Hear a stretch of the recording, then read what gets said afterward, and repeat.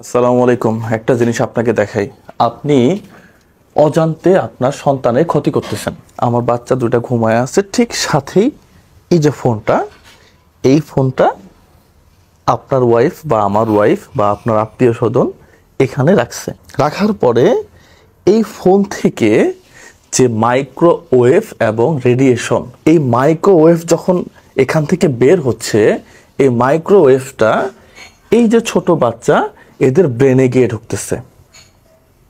Normally যাদের বয়স 20 বছরের কম, আমরা বাংলা ভাষায় যেটা বলি মাথার খুলিটা এদের খুব নরম থাকে।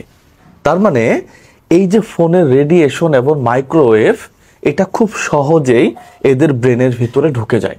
একটা সময়ে গিয়ে ব্রেনের ক্যান্সার পর্যন্ত হয়ে যেতে পারে এই মাইক্রোওয়েভ দ্বারা। মানসিকভাবে প্রতিবন্ধী হতে পারে, তার খাবারের অরুচি আসতে পারে। আপনি তার ব্রেনটাকে ড্যামেজ করে দিচ্ছেন এই ফোনটা দিয়ে।